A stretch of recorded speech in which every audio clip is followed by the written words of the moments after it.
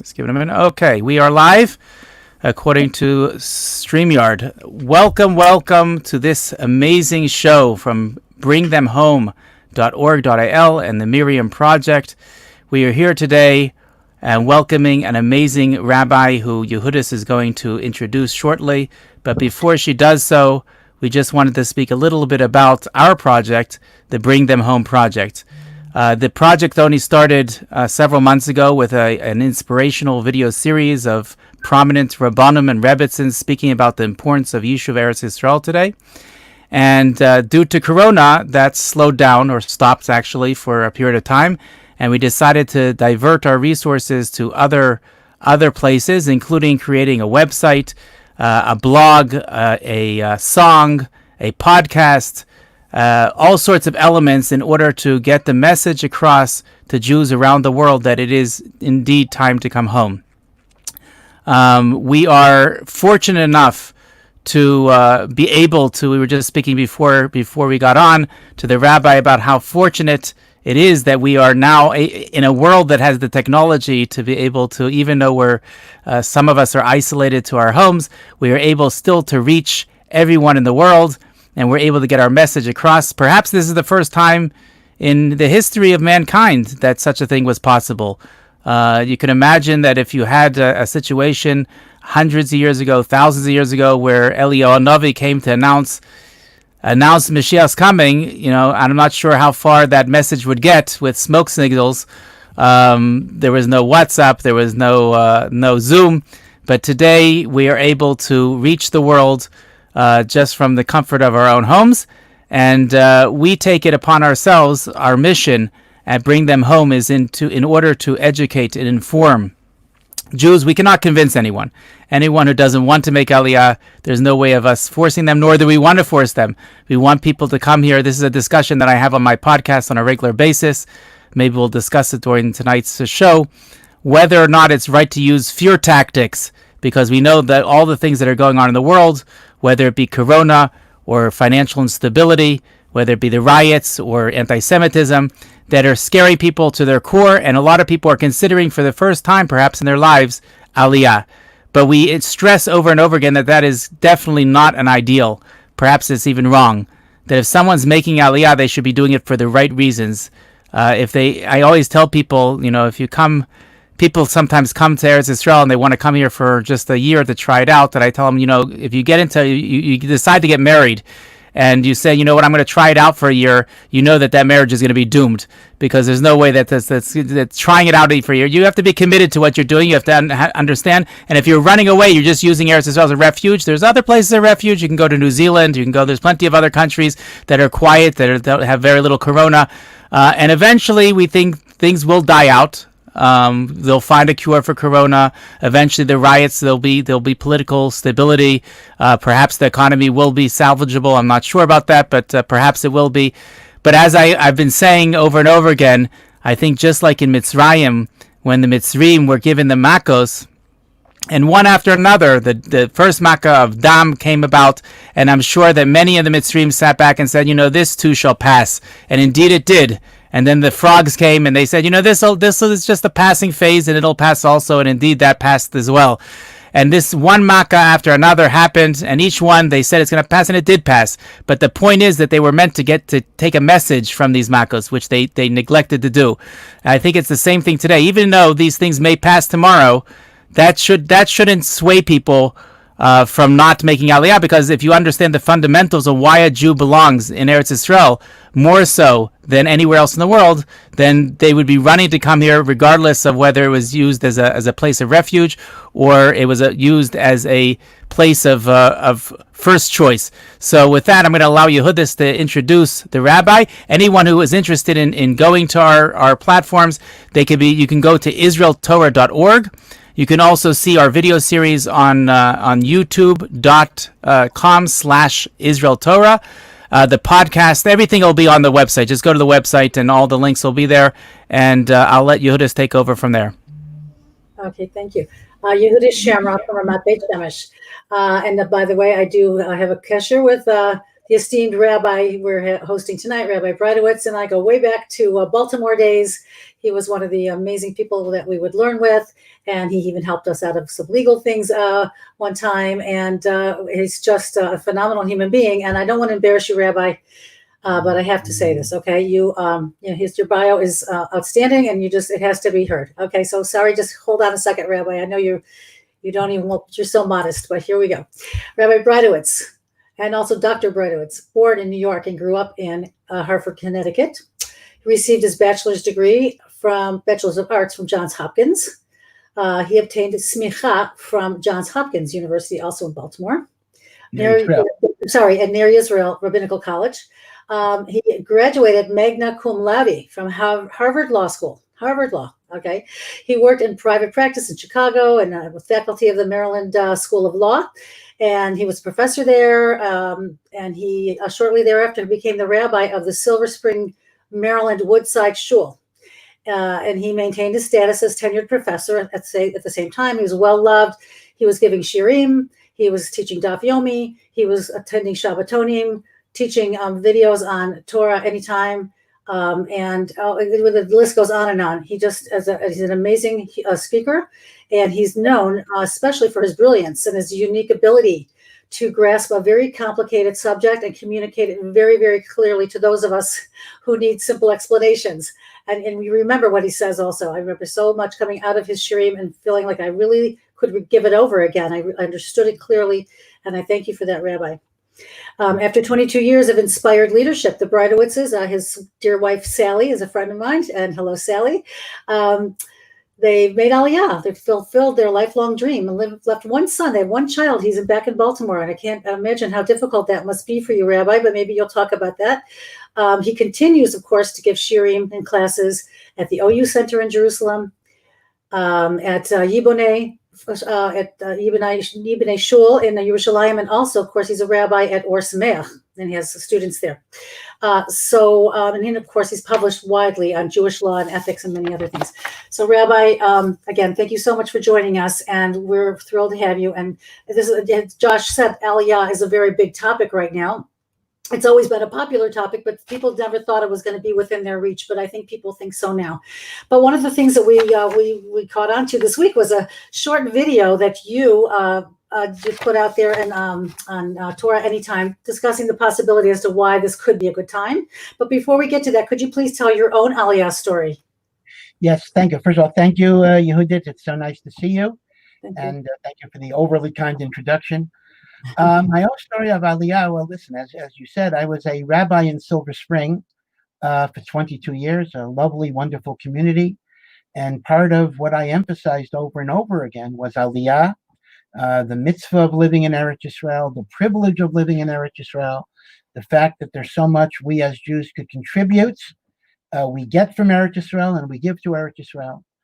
But after a while, I began to feel a little bit of a hypocrite. I was talking about it, but I was staying in place. Now, granted, if I wanted to rationalize, I can give myself all sorts of heterim. I was a rabbi of a shul, of a congregation. They needed me. This is something that Rabbanim often engage in. Sometimes it's legitimate. Sometimes it's not so legitimate. But at a certain point in our lives, I think we finally realized that it's not enough to talk the talk. But if we truly, truly believed in the centrality of Eretz Yisrael, then we have to make the decision. Now, I have to say right off the bat that I give more of the credit to my wife than to me, because I thought there were so many things I was doing, it wouldn't be feasible for me to uproot ourselves and start anew. I was not particularly young when we finally made the decision. But my wife pushed, my wife persevered. And I'm very, very happy that as a wise woman, she did convince me to finally make the decision that we made. We recently celebrated our 10th anniversary, so we didn't get over here till 2010. But Baruch Hashem, I mean, my only regret is that I should have come earlier. On the other hand, I guess there was stuff that we needed to do in Silver Spring. So in retrospect, there's a purpose to everything, including living in Chutz La'aretz.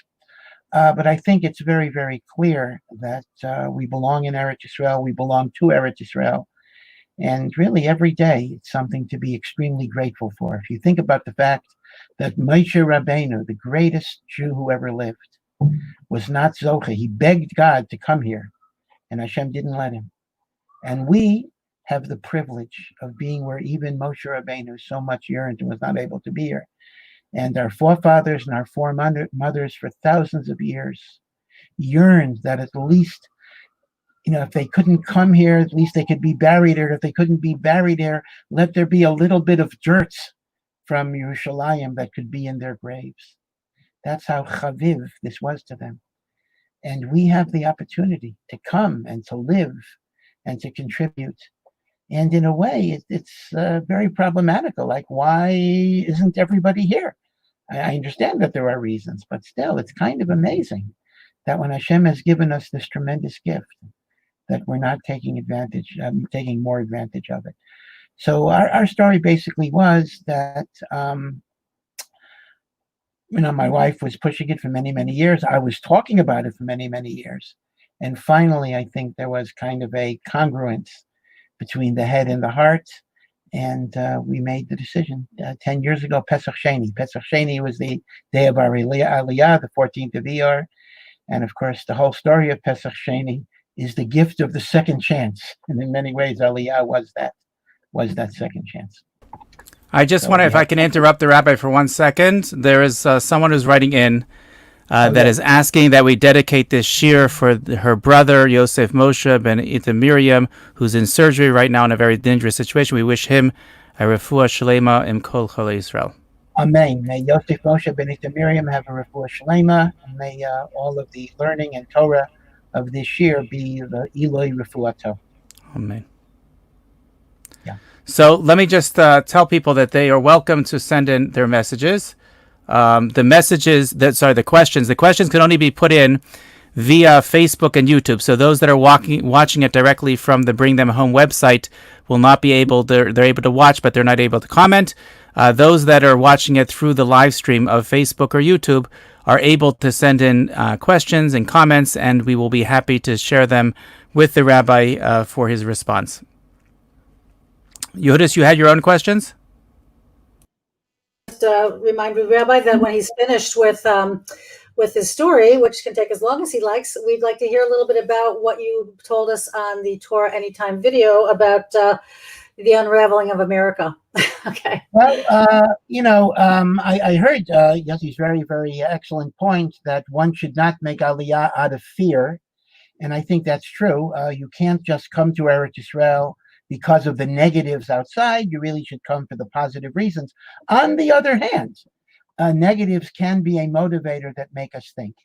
And that is, there are many, many Americans, I was one of them, that are Zionistic. They love Israel. They love to visit. They love to send their kids there. They love to have them spend a year in Israel and the like.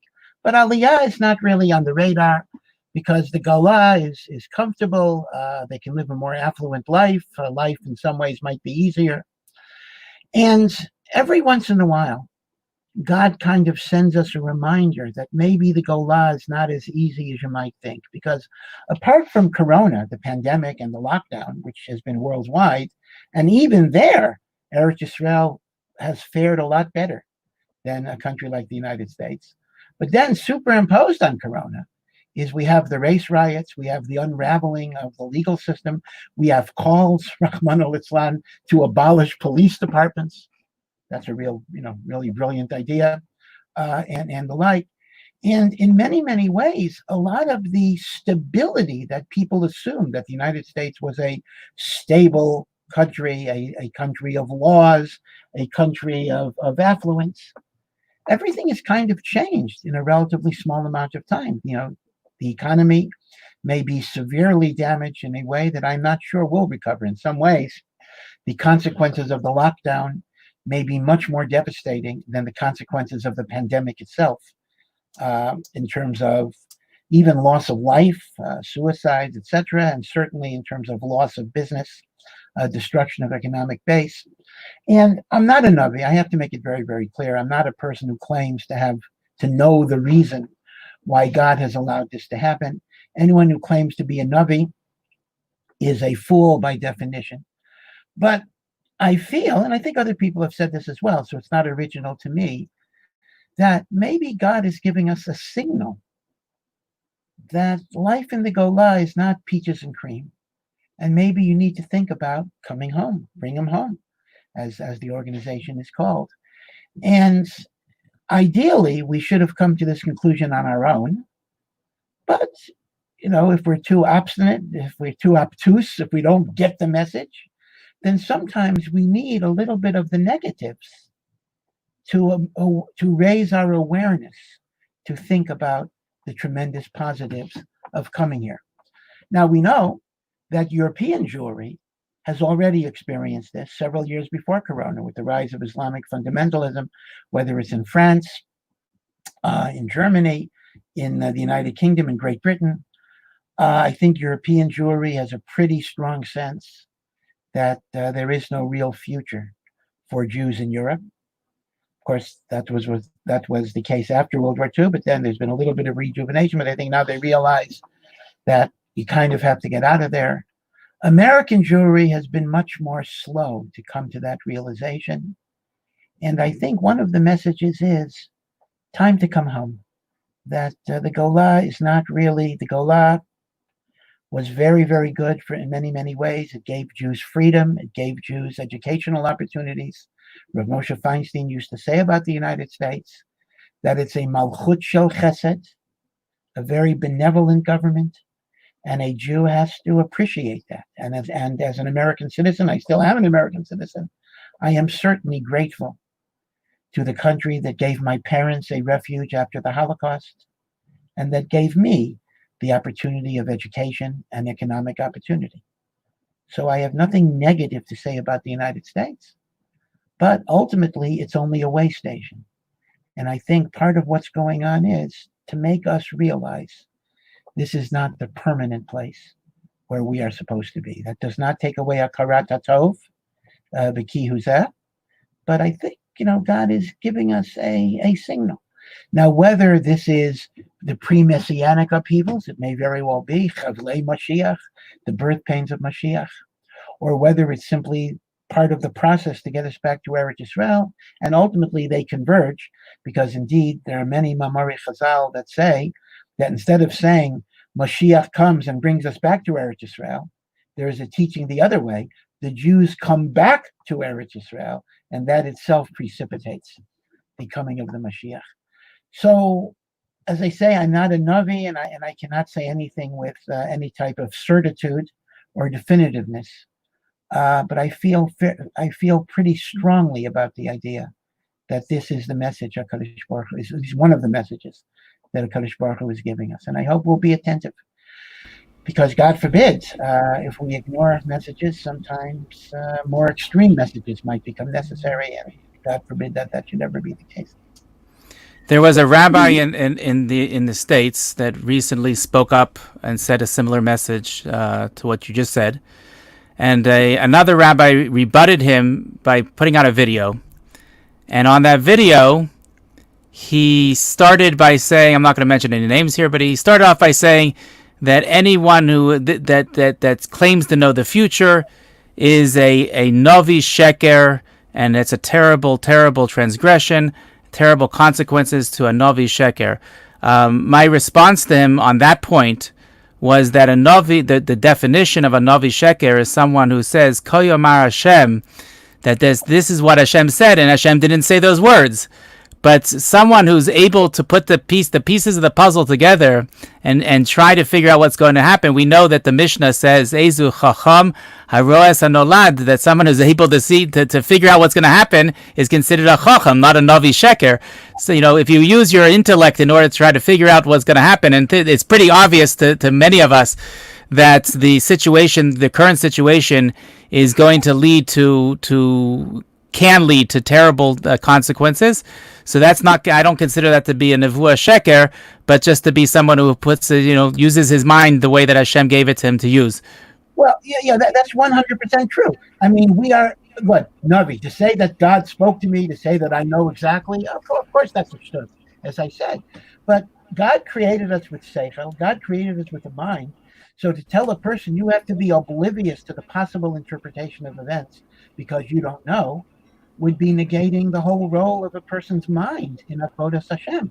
So, of course, I'm not suggesting my interpretation is the only possibility, but I think it's a darn good possibility and something that you got to consider. Whatever your conclusions ultimately will be, you have to take this at least as a reasonable, strong possibility. And the truth of the matter is, as I say, Europe already experienced this. And I have to say that although one would not associate anti-Semitism with Corona or anything else, but you see, even in the United States, the ugly head of anti-Semitism is rearing itself once again, even though there is no connection to anything that would cause it. And once again, I wrote another article that was printed in Jewish Action about the hidden blessings of anti-Semitism, that anti-Semitism sometimes also reminds us of where we need to be, where we need to go. So I accept the fact that, to be a Navi Sheker is a tremendous Avera, but this is simply exactly as you said. This is simply using human reasoning, which Hashem gave us, to try to understand what our pathway in life should be. Maybe we're wrong, but all we have is, our Seichel and the Torah and our Chachamim to guide us, and we do the best that we can with incomplete and uncertain information. And that's what the Gemara says in Yevamos, where it states that when there's paranos anywhere in the world, even to non-Jews, things happen. We have to take it as a message for ourselves. We shouldn't ignore messages. Messages are very important to the Jewish people. It's unfortunate when people ignore the message, then the message could have to be stronger and stronger until they figure it out. That's correct. Yeah. And we hope and we pray that it should never come to that. I'm reminded of 2 years. I'm sorry, Yehudis. I'm going to give you a chance. 1 second. I'm just reminded 2 years ago. I was in New York City at a Azkara for Ari Fuld Hashem Yikom Demo, and we were in the middle of the street in New York City. There were hundreds of school kids Jewish school kids that came to hear about Ari, and a rabbi got up to speak. And as the rabbi was speaking, so a truck driver was driving by. He slowed down right next to us, and he screams out the window, "Jews go home!" And I was in the middle of live streaming this, and I didn't even say it consciously, but I said I went back and saw the recording afterwards, and I said to myself, I wonder why he's saying it and not the rabbi. I couldn't figure out why. That's a good statement. It's a good thing to say, but it should be the rabbis that are saying it, not the anti-Semites that are pushing us to this. I'm sorry, Yehudis. Please go. It's a good. Hashem has the strange shluchim sometimes, but yes, they're also shluchim. No, but the funny thing is that for the last few years, or many years, for the last 18 years, I have been traveling back and forth. And everybody can tell the story. You go living in here. It's not so easy at all. I couldn't even practice my own career here. I had to keep going back and forth. But it was a blessing too, because I became a big advocate for Aliyah, and people saw how happy my life was and how wonderful it could be, and that I had what I called a portable career. I could, work there, work here, do all kinds of things. It wasn't so easy, and my kids had to be without me for a few weeks at a time and things. But I underwent a lot of heat too from people who felt like I was. One woman told me to get off my high horse when I would say, "Why don't you all consider making Aliyah?" And I was saying, I'm just trying to explain to you that we're living in a time in history right now where we don't even have. If you look at the calendar, we're there. If you look at the calendar, we're there. If you look at prophecies, we're there. If you look at what's going on in the country, every single piece of technology comes out of Israel. Every health innovation, whatever. And I just wonder why it takes Jews so long to get the idea that. For the positive reasons, like Josh said, the positive reasons for coming here. We can do it now. We can walk in right in the door like never before in history. Yeah, it's very true. 50 years ago, people said they couldn't get peanut butter, they couldn't get ice cream, good toilet paper. It took a few years to get a telephone. I remember hearing these stories about Olim, when I was a child. And then, of course, before that, it was even more difficult. I remember reading Golda Meir's autobiography when she came to Israel in the 20s, she was sleeping in the mud with mosquitoes. And Baruch Hashem, now, for good or for bad, Israel has all of the amenities, almost all of the amenities of America. You can get Ben & Jerry's and Haagen-Dazs and Skippy peanut butter and all of the important things that you have to have. So it is true that it's never been easier. In other words, in some ways, Hashem has made it easier to make Aliyah. And of course, Nefesh B'Nefesh deserves a lot of credit. Bureaucratically, Israel still has its bureaucracy, but it is much, much easier to make Aliyah in terms of paperwork than it had been for many years before that. So in a way, HaKadosh Baruch Hu is kind of lining up all of the ducks to facilitate our making Aliyah. I do want to say, though, it's important to be honest, as you said. Aliyah is not easy. It's not going to be easy. It's going to be a difficult process. It is even though Israel is such a westernized country, for good or for bad, but still it is a different culture. If you're not fluent in Hebrew, language can be a difficulty, although English is spoken here much more than in most other foreign countries, but still, English is a second or even third language. The society operates on somewhat of a different rhythm in terms of politeness, customer service, things that Americans treasure. The educational system may be difficult to navigate, and it may be hard to find the proper placements for your children. These are realities, and I hope it'll get better.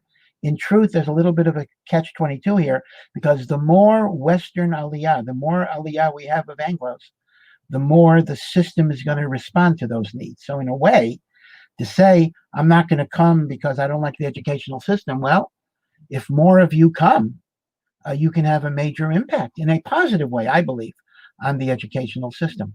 It's not just only what Israel does for you. There's a lot that you can contribute to Israel. You can contribute improvements in education, improvements in tolerance, improvements in building bridges between different types of religious people and even religious and secular people, because the Middle East temperament tends to be a little polarizing sometimes. So I'm the first to admit that this is not an easy process. It's a difficult process. And economically, there will be some sacrifices as well. If a person's going to say, I'm not going to make Aliyah unless I can get the same money I got in the States, well, you're probably not going to make Aliyah under those circumstances. But there are job opportunities. It is a booming economy. You can live. And we all learn to live a simpler lifestyle, which ultimately leaves more time for the things that matter. Our learning, our mitzvot, our chesed, our children, our spouses. So in a sense, you kind of replace a little bit the fanatical workaholic ethic that is so prevalent in the States for maybe a bit of a more relaxed lifestyle with less income, but more focus on that which is ultimately more important and more enduring. And the very fact that the rhythms, our Jewish rhythms, are a tremendous thing. Just to wait when you're waiting for a bus and it's Hanukkah, and the bus will say, in the front of the bus, after the route, it'll say, Chag Horim Sameach, or K'tiva V'Chatima Tova, before Rosh Hashanah. The rhythms of this country are Jewish rhythms. You really feel that you're at home, because the whole culture, even though maybe statistically most of the Israelis are not yet Orthodox, but there's kind of a sense that Judaism is the official religion of the state, and that gives you a tremendous amount of comfort, a tremendous amount of nachat. But again, I do want to emphasize that I am very cognizant of the difficulties I've experienced, and I continue to experience some difficulties. I'm not Pollyannish in that way, but life is about choices. And life is about choosing the greater good, even if it'll be at the expense of some other things that were also good, but they're ultimately not as important. And that's kind of what Aliyah is about. Now, eventually, if your klita is successful, you reach a level where even the little things you don't have anymore don't really bother you. Okay, but that's a madrega. I can't promise that you're going to achieve that. But l'chol hapachot, I think there is a very good, reasonable, strong possibility or probability that you will see that even though you might have a sense of being deprived in some ways, the gains are going to be so much more than the losses, and therefore it was the right decision to make. There are a lot of people that are waiting to make Aliyah. There's a record number of applications and calls coming into Nefesh B'Nefesh. Yeah. And a lot of people are worried because the gates are closed, perhaps for the first time in our lifetimes. The gates to Eretz Yisrael are closed, and one cannot come here even if they want to. So I've been telling people over and over again that it says that there's three good presents, it says in the Gemara, that are given to the Jewish people, and they're all given Aliyah Yisurim. So Eretz Yisrael is niknes b'Yisurim. It's one of those things that is acquired through hardship, and perhaps the hardships that the people that are committed and that are going through all this bureaucracy right now in order to get here and pushing to get here, perhaps that'll be their Yisurim. So when they get here, everything will be smooth. Be'ezrat Hashem, everything will be clear. That's a beautiful point. I have a question though, if I may. Yeah. I'd like to get into the meat and potatoes, so to say, of why it is generally hashkafically and specific halachas. Maybe we can discuss as to why the rabbinic world in America, specifically in America, has neglected at times, maybe intentionally, maybe not, to even mention. I see there are two groups in America. You have the group that's all the way on one fringe, which are the more Zionist communities, which are always talking about Israel, and there are other groups on the other end that are anti-Aliyah and anti the state of Israel. But you have a huge group in the middle of the what we call the yeshiva world, the world that I grew up in, that I was not given. I felt that it was stolen from me, that I was not given these foundations, these basic foundations of the importance of Eretz Yisrael, even though it should be obvious, once we're here and we read every Parshas HaShavua, it becomes more and more obvious that how could you read this? How could you bench without understanding the centrality of Eretz Yisrael? But when you're there, that is not something that not an issue that is brought up, and sometimes it's even ignored. Any comments about that? Yeah, that's really quite amazing, and you are correct. I think that the standard yeshivish response to Aliyah is to simply ignore the issue. They may not be openly against it, but they're certainly not actively for it, and there is what you might characterize as benign neglect. Why that is so is actually quite a complicated question. And it may not have a single answer. I mean, part of what's going on is there's a feeling that limud haTorah is more significant than even living in Eretz Yisrael. And even though you might say, well, Torah in Eretz Yisrael is so phenomenal, but some feel that they can learn better in Chutz La'aretz. They have their rabbeim, they have their established yeshivot, and they feel that they don't want to upset the apple cart by putting themselves in a new environment. There are those that say that because the Jewish culture in Eretz Yisrael does have a strong Chiloni component, they feel it would hurt them more than living, I mean, again, it's kind of strange to say, than living in the United States, which, if anything, is more Chiloni than Eretz Yisrael. But the fact that it's less Jewish means the Chiloni aspect or the secular aspect may have less of an influence on them. There are those, frankly, who will say, and again, I respect their honesty, that they need to have a certain level of material comfort in order to function properly. I believe that could largely be obtained here, but they basically say, without some of the comforts of America, I'm going to have a breakdown, and I'm not going to be able to serve God, I'm not going to be able to learn, I'm not going to be able to daven. And that really gets us into maybe a related issue, which I actually heard two rabbis, two very interesting young rabbis discussing. And they often describe it this way.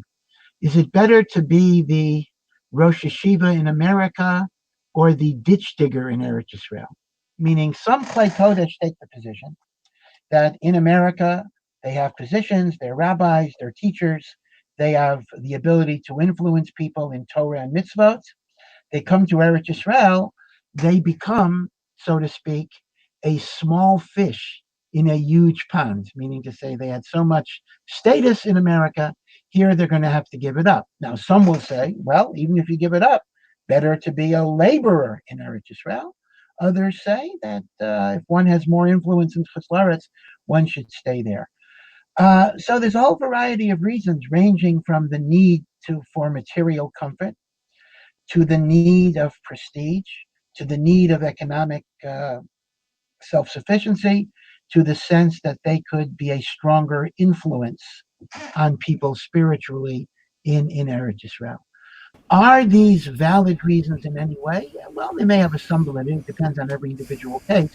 But I think the problem is people are not considering what alternatives exist here. The choice that between Rosh Hashiva and ditch digger may be a false dichotomy. There are opportunities for people here to continue their spiritual work and hopefully even achieve it in a greater level. So what bothers me is this. There is, of course, a big machlokas Rishonim, Rambam and Ramban.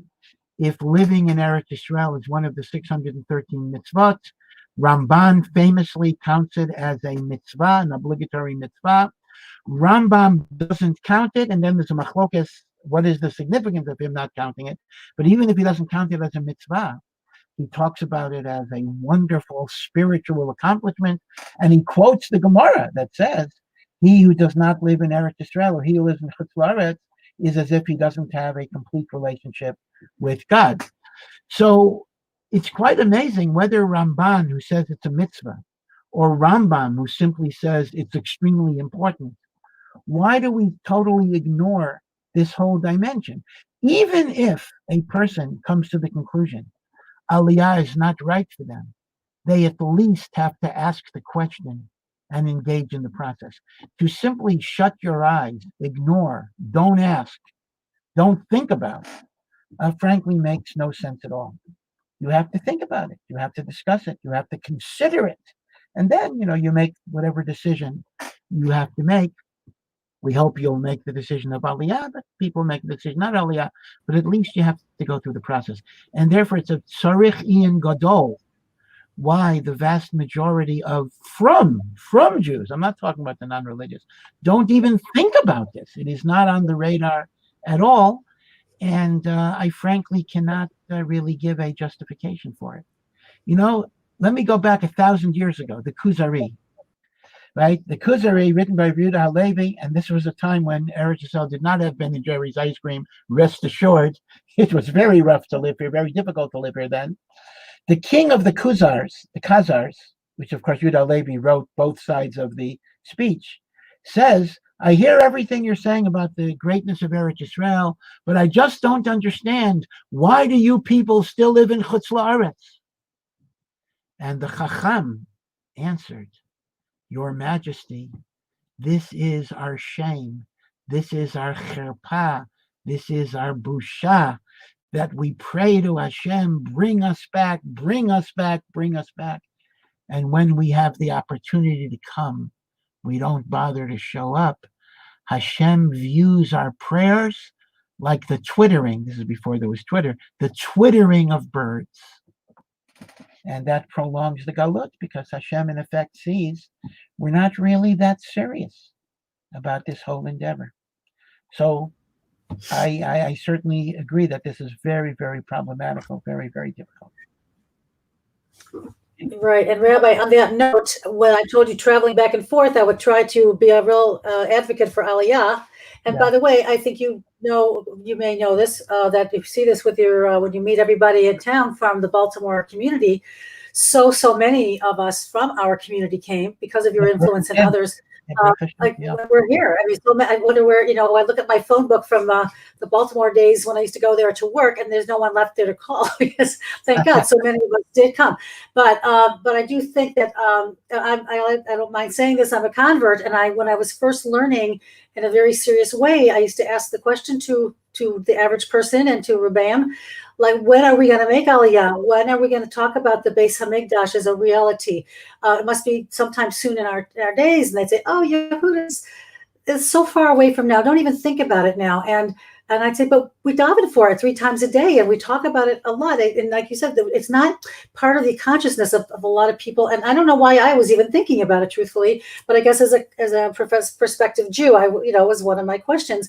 And then I was zoche to become in contact with people from Eretz Yisrael and Torah of Eretz Yisrael, which I think is way deeper and more. I don't mean to be condescending, but I mean the Torah here is unbelievable, and these people influenced me to come, and my husband also. But I think you were right that but talking about it raises the awareness. So this is what we're doing too. We're raising the awareness of the possibility of the reality, and so thank you for doing that with us. And if there's anything else you think we should share, I just want to say, just from a practical standpoint, people need to understand that they're not condemning themselves to starvation, bread and water, third world conditions. I know maybe I'm pushing it on a superficial level, but people do have to understand that they can have, by and large, kind of an American life here. Whether that's good or bad is another question. But if people need that little bit of incentive, I'm willing to give it to them. That they're not condemning themselves to eternal poverty, that there are a lot of English speakers here. There are good Rabbanim. There are wonderful, wonderful shiurim in English. The OU Center, Israel Center, has probably several hundred shiurim every week. Now they're on Zoom, but eventually we're going to resume live classes. It is hard. There's an adjustment period, no question about it. But ultimately, I can tell them they will be happy that they made this decision. They will feel closer to Hashem. They will find themselves growing in Torah, in mitzvot, even in non-Aliyah ways, meaning even in the mitzvot they did in Chutz La'aretz. They will find there's an extra quality to them. The children will be raised with the Lashon HaKodesh, the magnificent holy language by which God created heaven and earth. And being Jewish will just be a more natural state of being. So I hope that this organization will have an important role in raising consciousness. So people will at least start the dialogue, start the discussion, start thinking about it. And Be'ezrat Hashem, hopefully they will make the decision to come. Eretz Yisrael, they need Eretz Yisrael. And I will repeat, as I said before, Eretz Yisrael needs them. There's a tremendous amount that American Olim or Western Olim, Anglo Olim, whatever you want to call them, can contribute to this country in very, very religious Western Olim, can contribute in many, many, many ways. There are a lot of improvements I would like to see. And if we get a critical mass of more and more Olim from the US, from England, really from European countries as well, we can make a real, real difference for the good. So I hope you should have much hatzlacha in your endeavors. Amen. We are. I would like to get into some more details about the Halakhic questions of Aliyah. Yeah. This rabbi that was speaking, began his shir about a Novi Sheker, which I objected to, continued on to quote numerous sources which suggest that it is not a mitzvah, it's not obligatory today to live in Eretz Yisrael. And I found it interesting that the main sources that he brought were from either ancient times or at least olden times. You have quotes some of the Achronim like the Avnei Nezer, who died in Poland in 1910. Obviously, 1910 Poland was a different situation here in the Mandate of Palestine than it is today in the State of Israel.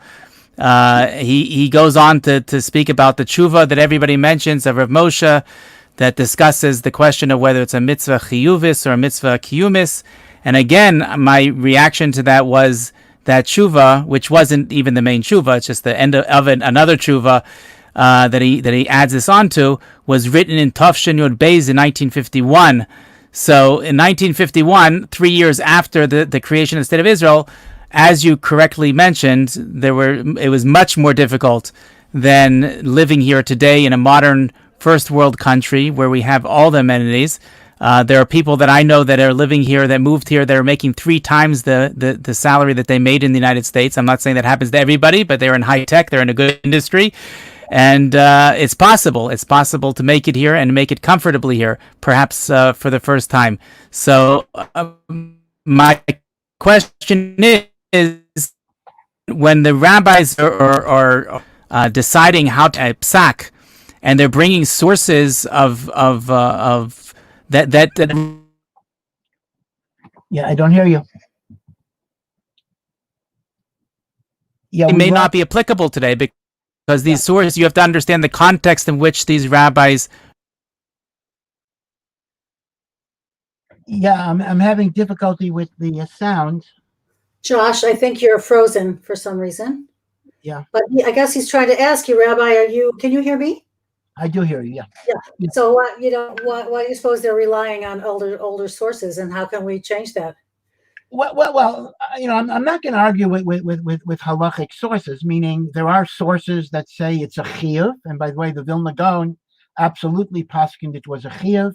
The Chazon Ish paskined it was a chiyuv based on the Ramban, and then we have Rav Moshe Feinstein, who does say that even according to the Ramban, it is called a mitzvah kiyumit. And I have to admit, although I am absolutely dirt compared to Rav Moshe, but Rav Moshe's pshat in the Ramban is almost inconceivable. If you see the language of the Ramban's language is that it is a chiyuv. But be it as it may, in some ways, I want to point out, whether it's a chiyuv or not a chiyuv is almost besides the point, because even those who say it's not a chiyuv do talk about the tremendous spiritual blessing and privilege it is to live here. So calling it not a chiyuv doesn't mean it's not important. It just means it's important in slightly different way.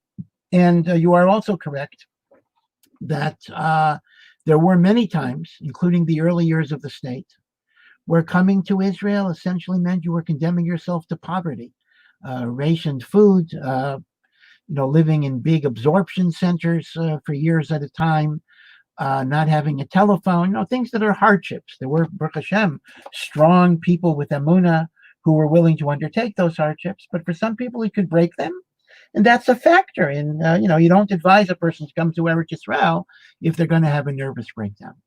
The economic conditions are totally different. The society is totally different. You can get a phone, the day you move in with internet connections and everything else.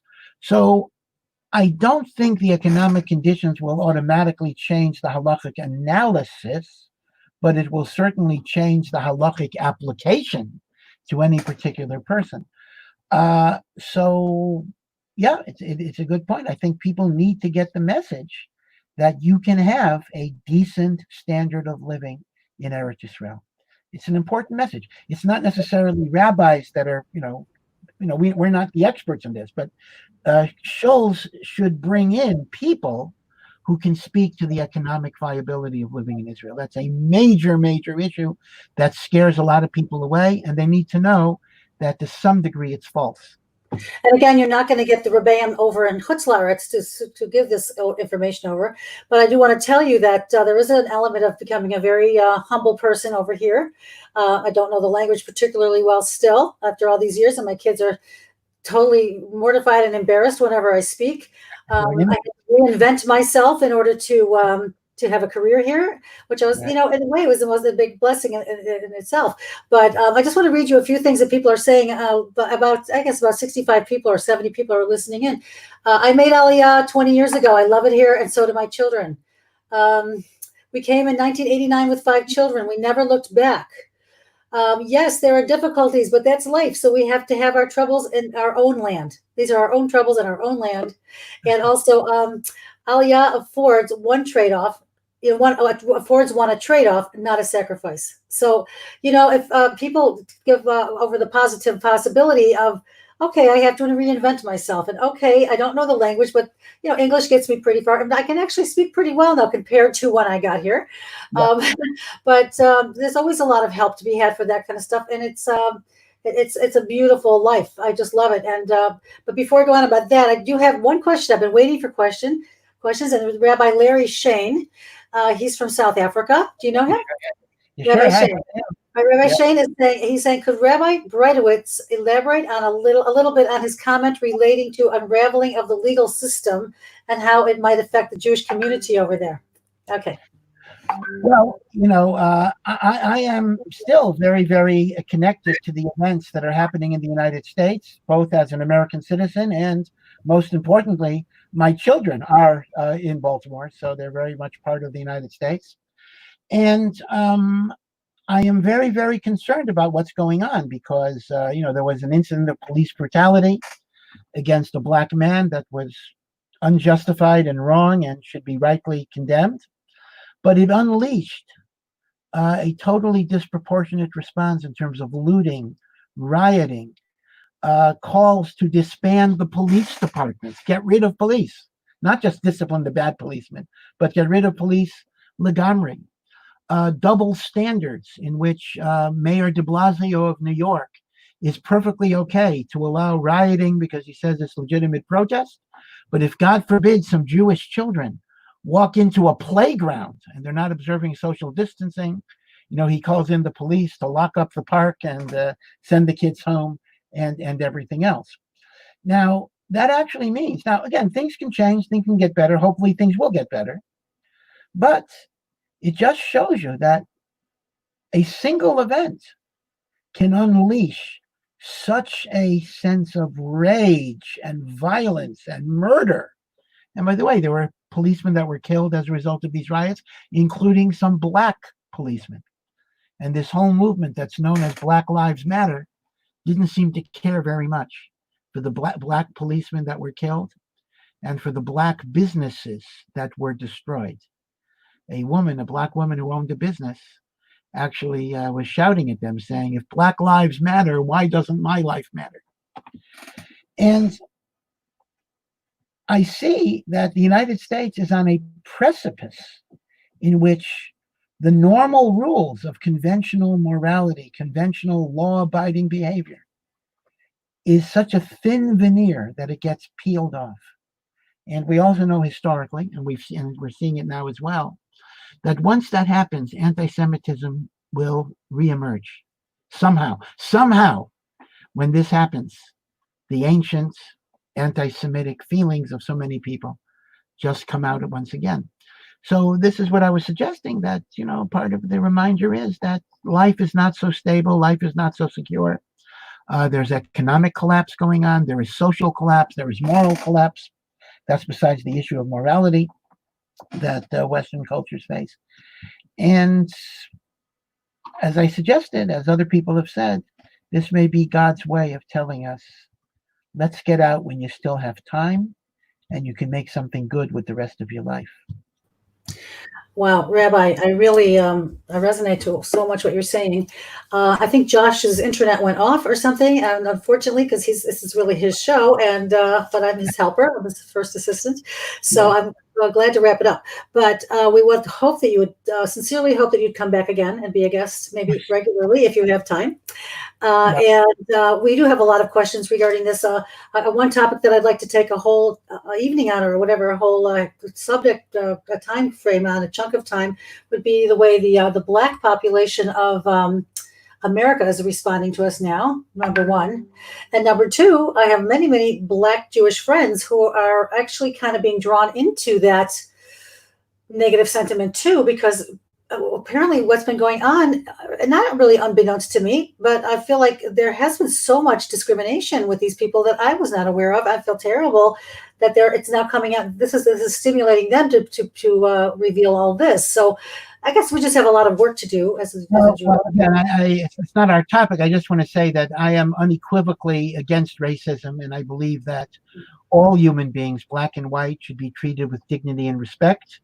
And I absolutely denounce what happened to George Floyd. It was a travesty, and the policemen deserve being punished for it very, very severely. So, God forbid, I am not at all expressing any type of racist sentiment. But I am condemning the lawlessness and the looting and the rioting and the taking of innocent life. And I think that's kind of a message that civil society in the U.S.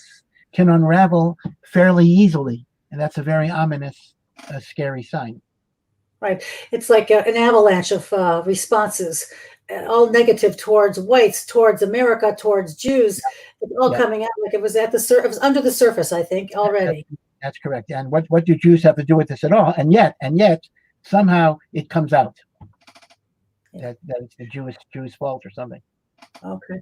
So, is there anything else you'd like to say as a closing statement? And well, also, again, we can reach you. If you have a website or something like that. Well, I don't have a website. I have a lot of shiurim on Torah Anytime and on the Or Sameach website. That's ohr.edu. And I just want to say that I very much applaud your organization. I think it's doing a wonderful, wonderful job. It fills an important need. You are a consciousness raiser, and that is what we need. I've heard it said that if our great grandparents would see us today and how easy it is to come to Eretz Yisrael, they literally would not comprehend why is anybody staying in the Geula. They just wouldn't. They wouldn't understand it. It wouldn't compute. And yet. Now, let me point out, this is not unprecedented. When Ezra went back, Shivat Sion, after the 70 years of exile, most of the Jews remained in Chutz La'aretz. Including all the Gedolim. Many of them. Now, 42,360 of the riffraff came back. That's right. Now, in their defense, let me say that returning to Zion in those days was quite ominous, extremely difficult. That's not. I think we have much less of an excuse than those people who remained in Babel, and yet they too were criticized. Kal v'chomer. That's actually when Moshe brings in his tshuva, he brings the Tosfos and Ksubis, and the Tosfos says because of sakanas dorochim, we shouldn't go because of sakanas dorochim. What kind of sakanas dorochim do we have? It's safer to get on an LL flight than it is to drive on the BQE. That's right. Sakanas dorochim, and I still hear people say, "Well, life in Israel is dangerous." Well, ask the Jews in Pittsburgh, and in Poway, California, and in Paris, and in parts of the UK. How safe is life there? If anything, I walk outside here in Yerushalayim at 11:30 at night. I don't know why the kids are still up. I see, 10-year-old children walking around. You're not going to see that in any American city. I can guarantee you that. So the truth of the matter is, things happen here because things happen in life. But in terms of safety, it absolutely is safer for a Jew to live here.